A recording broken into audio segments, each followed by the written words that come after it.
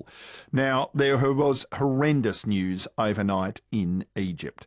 Not once, but twice, it is claimed that ISIS targeted two Christian cathedral in a place called Tanta and also in Alexandria. And the latest one in Alexandria was also perceived to be an assassination attempt for the Pope of the Church. Now, there is a very strong community, about 20,000 Coptic Christians here in Melbourne. Their leader is Bishop Suriel. He is Melbourne's Coptic leader. Your Grace, good afternoon and thank you for joining us. Hi, Nick. Thanks very much. This has hit your community very hard, hasn't it? Because a lot of them have friends and relatives who have been killed or injured.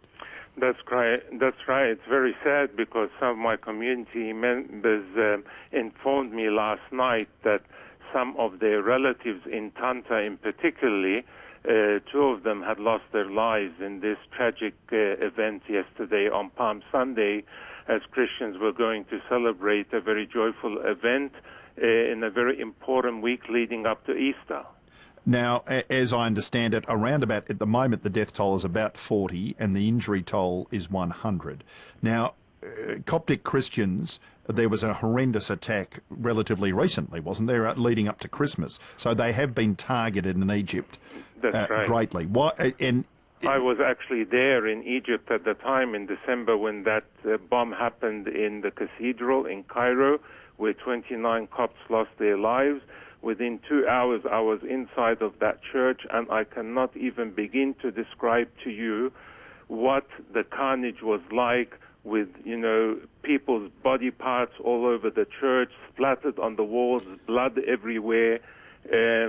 And I can only imagine it was much worse even this time again. Okay. It is very clear that there is an ethnic cleansing of Coptic Christians and of Christians of the Middle East by ISIS, and the world needs to wake up and realize the danger that is being caused, and it's becoming an international problem. We see what happened in Sweden, we see what happened in London, in other parts of the world.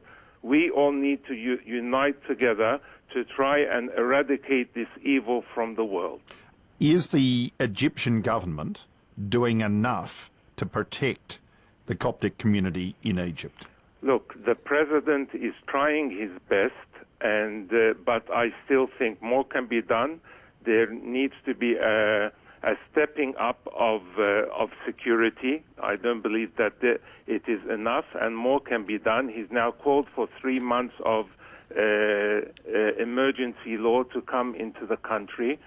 But as I mentioned, that this is now not just becoming a problem for Egypt, but for many, many parts in the world.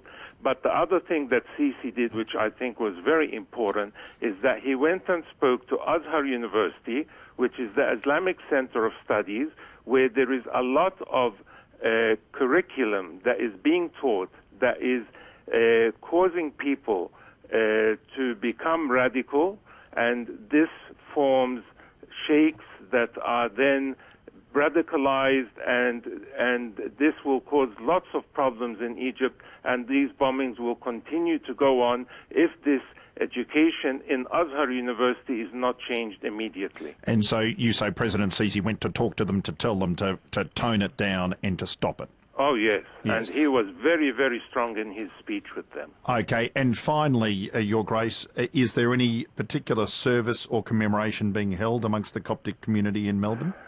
Every time an incident happened, we've had services.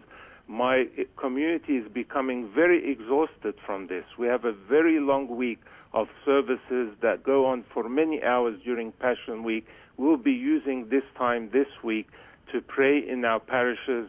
The wider Australian community are more than welcome to come and support us and come and pray with us. They'll find our churches open all day and in the evening. Thank you very much. Bishop Suriel, Melbourne's Coptic leader.